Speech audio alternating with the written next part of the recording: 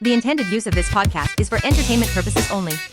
The views and opinions expressed in this podcast are those of the host and guests independently, and do not necessarily reflect the official policy or position of Updog Challenge Incorporated, its sponsors, or any other partnered organizations. Updog Challenge Incorporated does not guarantee the accuracy or reliability of any opinions expressed. In no way should the information provided during the Sweet Spot and Updog podcast be considered veterinary, medical, legal, or professional advice. At all times, the advice of your personal professional should supersede any information provided, derived, or inferred from listening to this podcast. Ready, set, go.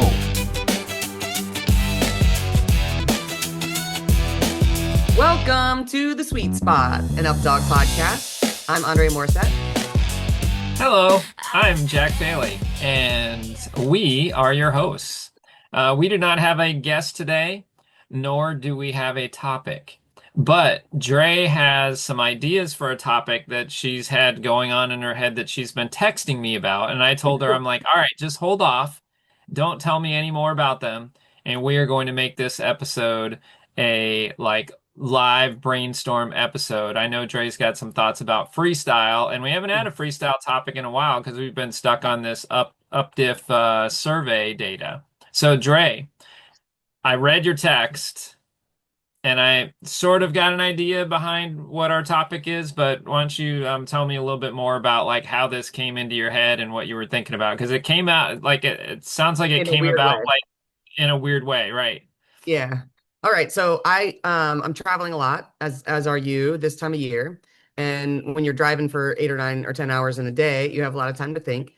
And one of the things that I do to help me stay awake when I'm driving is listening to Netflix specials, like comedy specials or whatever, so that I'm not, you can only listen to the same playlist over and over again. So I was listening to this Kevin Hart Netflix special. I think it's called Funny AF. And basically they're attempting to bring up the next generation of comedians, of the next big comedians that are going to be there. So they go out into all these major markets and they find the best comedians, and then they do a competition where they have to deliver, and then they pick the best ones and eliminate people and all that stuff, right? So what I noticed listening to this is there were some people that were already very accomplished comedians, and they went out, and what they have to do in this competition is deliver a 5-minute set. So we can say a 2-minute freestyle routine, right? It's very comparable. So they have to deliver a 5-minute set. And in that 5-minute set, they got to show who they are, show their personality, bring out something unique, deliver punchlines, layer things on top, and then close with a big thing. And then there's even some crowd interaction stuff they have to do, and how do they handle certain situations. I've never studied comedy before, so I didn't know any of this stuff was in place. So it's really fascinating to kind of watch it. But what I realized of the people that are getting pushed through to the next rounds and the people that are getting eliminated, that sometimes the veteran people that are walking in, they're on tour, they're working full time, they have agents, they're professional comedians. They don't have side jobs anymore. This is what they do. And they're openers for other people or whatever, but they're not the big show yet. Those people they go in so confident. They're I got my 5-minute set, and they go in and do their set. And it's delivered perfectly. There's no, it's tight, it's delivered perfectly, whatever. They're not necessarily going through. Then some guy comes on and he's maybe a little bit nerdy or a little bit shaky, or doesn't quite have perfect delivery, but he has this look and this approach, or the things he's talking about are things that nobody else has talked about, or the way he's delivering it is different from how everybody else would do it. Those are the people that are getting pushed through to the next round. So, of course, I'm always thinking about freestyle. The thought that came to me was, and so I voice to texted it myself in an email, so I didn't forget while I was driving. And it was that ingenuity supersedes experience and professionalism in a competitive format. If all things are the same, if everybody's on an even playing field, and you and I have talked a lot about ingenuity and the value of taking a risk over playing it safe, right? So this fed perfectly into that conversation as kind of a follow-up. But the people that really delivered ingenious jokes or concepts or approaches, or had an ingenious presentation to themselves, they just showed up really weird and memorable and stood out. went to the next round, and some of the people that were like professionals that had excellent delivery didn't have anything that made them remember them. Like they weren't irresistible. They were able to be in the mass, even though they had excellent delivery. So it brought this conversation back up for me about like how much ingenuity we have in freestyle and what is ingenuity in freestyle. Because in general, I think that most everyone is doing the same moves over and over again in some different combination. But what separates one player that gets amazing performance scores, for example, from somebody that might have higher success but doesn't have that same ingenuity or presentation. And so I wanted to kind of have a conversation around that. Like, what really is the value of ingenuity? And if you were somebody that like you were on board for this conversation, you're like, I agree with you. I really want to level up my freestyle. How would I even increase my ingenuity? Like, what could that look like? I mean, I feel like we've had this conversation, Mm-hmm.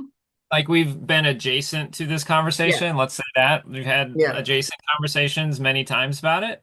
I completely agree with the idea that whether the judges intend to do it on like whether it's intentional or not, ingenuity will get you noticed. Getting noticed puts thoughts in their head about your scores, and you're getting these little bumps here and there, and all of a sudden with those little bumps, you're like you said, you're above that team Yep. that's been a top performer, maybe not a top performer, but a good performer for years and went out there and did their normal stuff and nailed it, but there wasn't anything that was like, bam, that was really cool or unique about them because we've all seen it before. Yeah. Doesn't make it not cool, it's just not new. Yeah. And I do think there is a new factor in freestyle judging. I think I've said this before that anytime I would go on the road and show up at like an event where people hadn't seen me before, I always scored better Yep. because your stuff, like there's different styles around the country. And, coming from Florida, my stuff's not going to look like the people in Virginia, you know. And I can remember back in the day, like, I don't know if you remember this, Dre. I think you might have been in the club at this time. But do you remember when Blake Kilborn came down and played freestyle with us for like a season? Like, I think he was in the military, and Mhm. I think he, I think he was, I don't know why he was down in Florida for a while, but he was down in Florida just for like a season. Yeah. And he showed up. He was different. He had a different way of moving around the field. He had some different tricks with his dog that we had never seen before. Again, not the most, dangerous tricks or most, difficult, but they were unique. They were innovative, right? Mhm. And this was before Updog, so we didn't have a category for ingenuity. All right, so Blake came in. He had some of the best scores that season because of his ingenuity, because he Yeah. was a new face, because it was a new dog, and he was doing new things that we hadn't seen before, and the judges hadn't seen.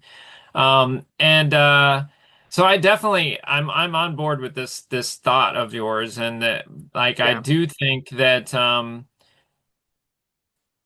I mean, I think I owe my success with Ferris a lot of that success to that same factor, Yep. like and and now and I think you do it too, Dre. I think that we've had conversations about like when things start catching on, You then have to I'm move like, on. all right, I'm done with that. That move is now dead to me. Yep. Like, you Everybody's know, doing it. It's not ingenious anymore. Yeah. I was the only one doing the double throw to the roller under my legs, and Ferris catches it, and then I chuck another disc or whatever. And now there's And like a bunch of people doing and that. now Yeah. there's like five or six people doing it, and I'm like, all right, Ferris, I'm sorry, we're done with that move. Got to come up with It's a something Ferris different. move. Yeah. And There's yeah.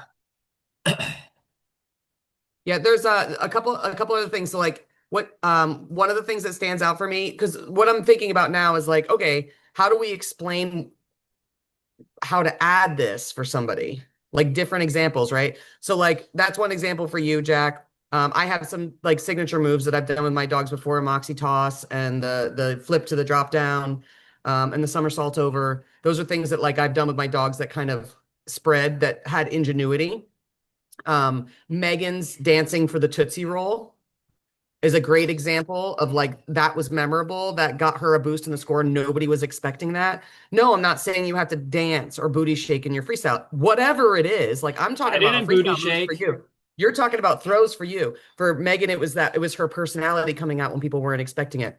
The other thing that's kind of like an aside to this, that's the other side of it. Last night, Josh and I had a date night and we went on this epoxy board making activity. Like you can make a cutting board at home, right?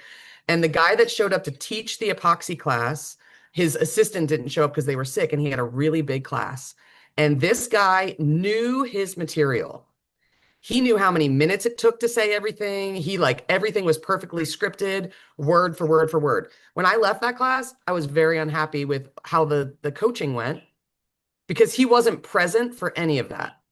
He was reciting his, it's like sometimes when you do a dog show, how you're thinking about your grocery list while you're doing the dog show, he's not present, right? If he was more and present and engaged in that class, I would have felt more connected with the instructor and I would have felt better about how the class went, right? So I think sometimes when we're playing freestyle, we go inside of our heads on autopilot. And even if it's working well, it's not going to feel that special pow or excitement because we're running the script. And it's such a I, small distinction, such a small yeah. distinction about really being present and authentically connected in the freestyle in the moment versus running a script and getting perfect, like one or two drops or whatever is I not going to feel have the that. same hit. Yeah. So Yeah, people and ask all the time, like, well, this person had more drops than that person. How can they score more? There is this element, to like really being present and vulnerable in your freestyle as one of the factors to look at to create ingenuity and excitement and memorability in your play. So that's well, I one way think of doing it. when as you were talking, I've been totally guilty of what you just said, where I'm in my head, I'm Mhm. going through the motions, I'm nailing everything. Mhm. Um, I've even had like a really good like, one drop, two drop round that way, but I just feel disconnected to the judges, to the audience. Like I can remember like looking up and pretending like I was looking at things, but really Yep. I was like looking at the tent or looking Yep. up at the sky. I never even like, but there's something about making eye contact with the judges in the middle of your freestyle routine too, and like making a face at Hmm. them. Like it become like even if it's something that didn't work, like if Yep. You're if like I flubbed, yeah, exactly. It sticks out in the judge's mind as you were having fun. relatable. Yeah. You were enjoying the time out there with your dog or whatever. Um, yeah, at the end of the round, you want the judges like to have connected with you somehow, Yep. beyond just that you went out there and did the stuff. Yeah. So it can be, like Jack was saying, really unique moves that you do that nobody else does in a way that's different, like a completely different concept. Because it's not like a roller is a difficult throw. You used a really interesting, unique concept for a quote unquote regular throw that really just boosted your creativity. For mine, it was like there's tricks that nobody had done before. And so that made it exciting. For Megan, it was that her personality came out and I felt like she connected authentically in a very vulnerable and real way that made me remember that routine. So like it doesn't have, so if you're looking to have this kind of level up in your freestyle, it doesn't have to be that you're doing a super high level move, or it doesn't have to be that you're creating something that nobody's ever done. It doesn't have to be that you're dressing up in a costume. It doesn't have to be that you're booty shaking. But there's a connection kind of element to it, or a surprise element to it that I think works as a multiplier that's more valuable than excellent delivery. If somebody delivered a little better than you or had a couple extra catches than you had in your success ratio. I think if you have that ingenuity piece, you're more likely to score above or equivalent to somebody that might have better delivery and not have that authentic presence or that really creative element, even if I they think have a perfect catch ratio. sometimes it can be, um, excuse me, as easy as like moving closer to the judges. Hmm. You've got like a big sequence that you're going to do, and you kind of move with your dog closer to the judges. And a Hmm. lot of times, players will do like a fidget and pose and then go into their big move. Fidget, pose, look at the judges, go into that big Yeah. move. Like, I just moved close to you for a reason. Check this Yeah. out, And when you they know? look at you, you feel that burst of like, whoa, someone's looking at me. It's like there's it releases something in your body when another human connects with your eyeballs like that. It definitely I don't understand our aura energy and frequencies and how far they go around people. People are like, you have a 4 foot bubble around you that you interact with other people, whatever it is. But when you authentically connect with someone eye to eye, it creates a response in the other person, good or bad, right? Uncomfortable or comfortable.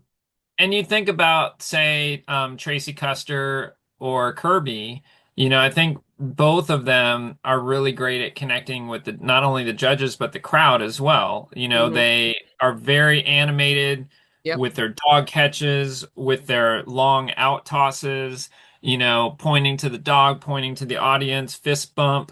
That's their ingenuity. That's their way. So I agree. There's not like one way to do it, but if you think about the players that we all mentioned, like, they find a way to stick out in your mind. Yep. And um,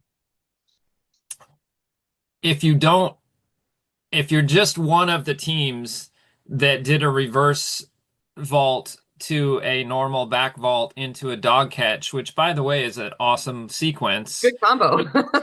But if you're just like one of the five teams that did that at the finals and there was nothing else to separate you out, not that you're not going to get a good score, but are you going to get that bump that you're looking for? Are you going Right. to separate yourself from the other four teams who also did the reverse to the back to the dog Yep. catch? Like, Yep.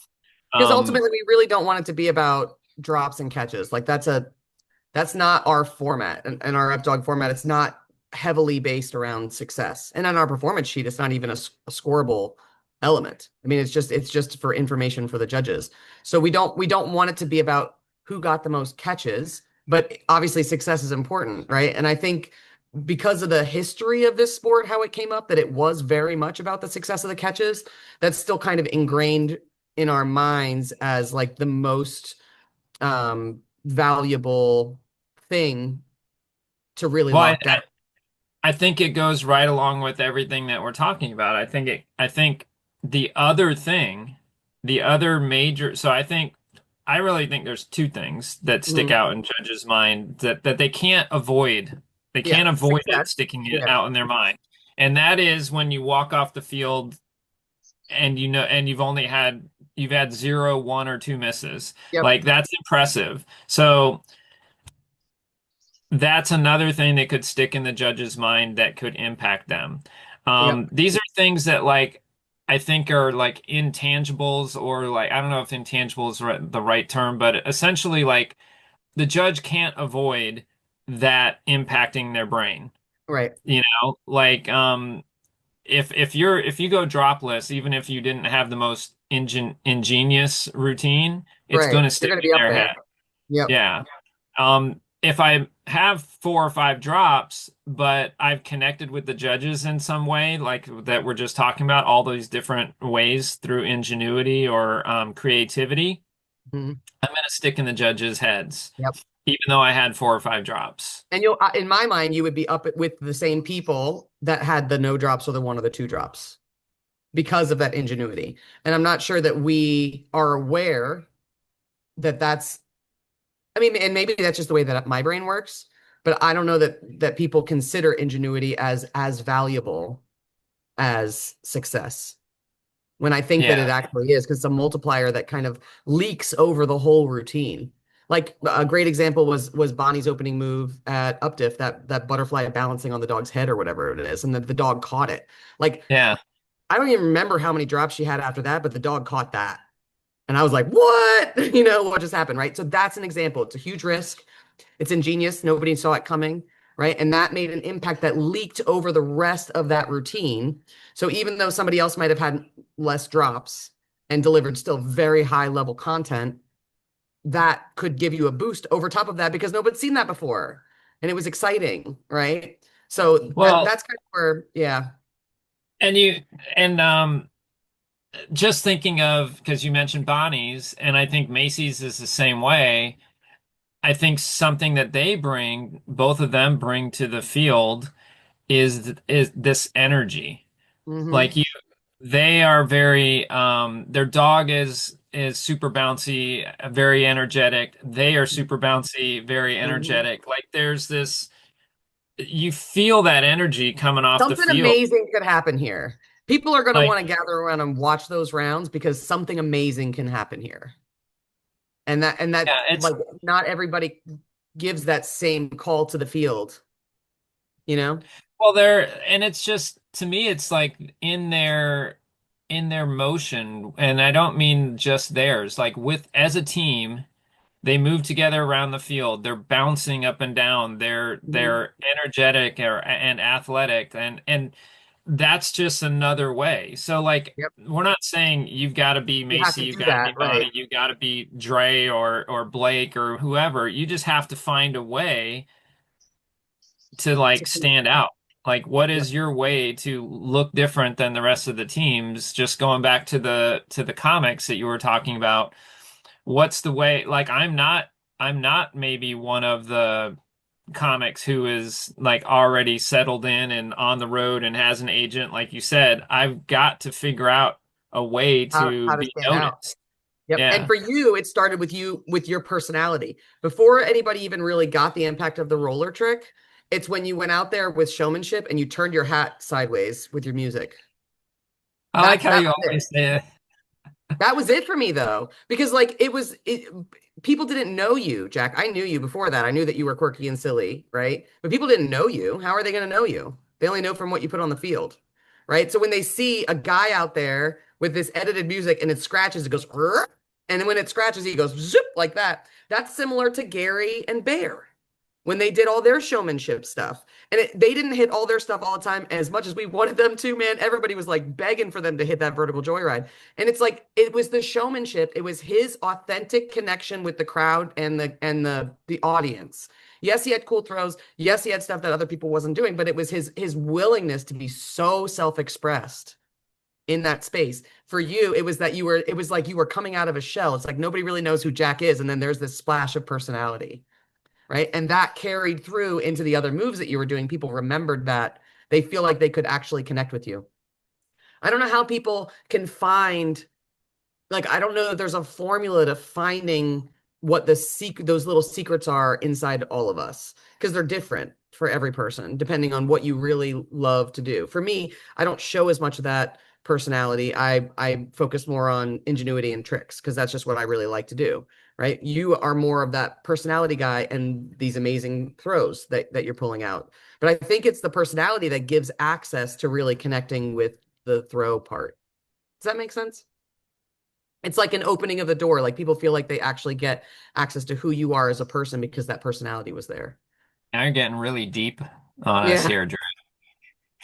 We want to Let's talk know about aliens you. next. We want to really know who you are in your freestyle routine. Yeah. Um, I mean, I think that it boosts the score if people feel like they get to genuinely connect, and that can fit in the eye no, I contact, it can do. fit in the I do conversation. think that. I think it has to be a connection. And sometimes it can be a genuine connection. Sometimes it can be like Performance. fake. Sometimes it can be like right on the performance side. Sometimes the connection can just be with this unique thing I've never seen before. Yep. But yeah, you've got to find a way. Like, what is your way to stand out from the crowd?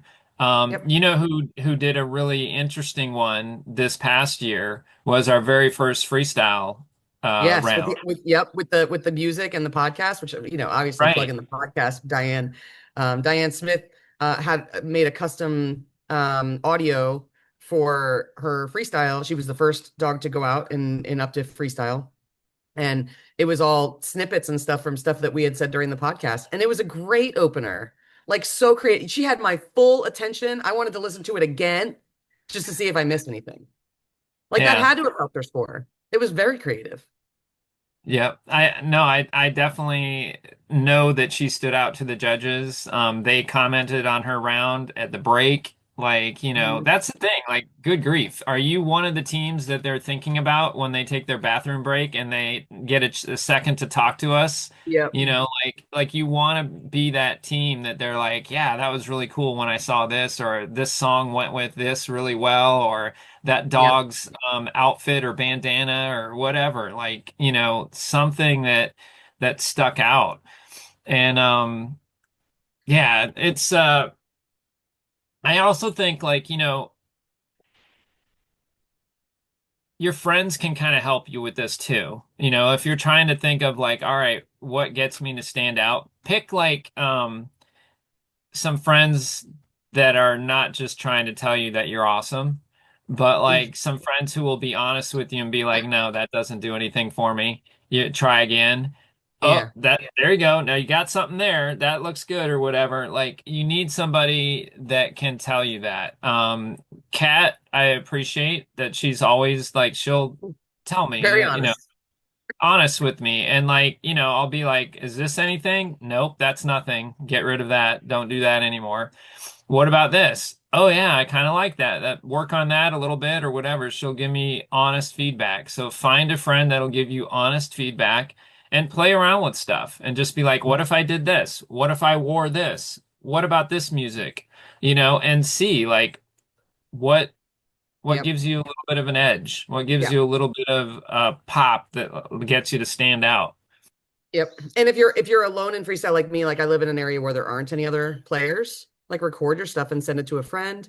If you don't have a friend that maybe has that level of experience, you can join a group. Like I have Disc Dogging with Dre, which is my training group, where basically everybody in there can exchange different ideas. So if you're in a group like that, I know Minnesota Club has a group like that.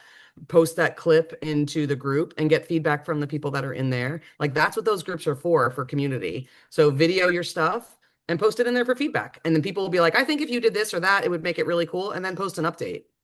Like there are some very, very good players in Updog that built their freestyle that way by like, posting and getting feedback and improving based on the feedback from other players. So, if you don't have anybody in your local area, you can still post ideas somewhere online in some sort of community where other people can give you feedback on what they think about it, give you some ideas. So that's some different ways where maybe people can reach out and have that sort of support. Well, I think a cool way to kind of end this would be to put out like generate some brainstorming on the comments, guys. So Yeah. if you've got Dre and I mentioned probably at least 7 or 8 different ways that you could bring your ingenuity, your showmanship to your freestyle and really, give you that second look from the judges, make your round stick out in their head, but we'd like to know your ideas. And it would be even cooler if like you posted a little A clip. section of your video, a clip, like, hey, would this help me? What do you guys think of this? Is this ingenious? And we'll tell you. We'll go, Yep. nope, sorry. Or No. yes, that looks great. I'll be nice, but I'll try to really be honest as well. Um, we would love that. Like, get this thread going and give us some ideas and even post video. Yep. Yeah, post a clip or ask some questions or give some ideas of even if it's what you think makes your freestyle ingenious or someone that that something that makes them stand out. The goal would be, I just can't get it out of my head, Jack. The goal would be is that you would be the round they're chatting about on their 5 minute bathroom break. So how do you make yourself that's the round that stands out during that segment of judging. That's the one they're remembering. That's going to be the baseline that they put all the other rounds against for the quarter point up or quarter point back. So you really want to be the one they're talking about on the way to the porta potty. Yeah. Yep. All right, guys. Well, that's it for today. We hope that you've enjoyed our conversation and our connection to the Kevin Hart comedy special that You go check Dre it was out. It was listening great. to. And we hope that you're able to get out to an event soon and try out some of your ingenious What up, freestyle. dog? Woo! Up, dog. Ready, set, go! Yo, you heard the buzz, heard the word on the street. Up, dog challenge. It can't be beat. It ain't just fetch, it's a very special game for the dogs and the people. We all shout its name, whether it's a roller or in the air. My canine companion doesn't really care. We're in the up dog zone now. Got that laser focus, making every throw an epic high flying bonus. What's up, dog? We're on the field, sun in the sky, with my best friend soaring, teaching that just to fly. It's the up dog jingle, so come get in the mix for the ultimate teamwork and all the best tricks. From throw and go to freestyle, we're bringing the heat. We're fun, helpful, and a friendly team that can't be beat. So if you love your pup and you love to see the disc really spin, come on down to Up Dog, where the good times begin. Yeah, where the good times begin.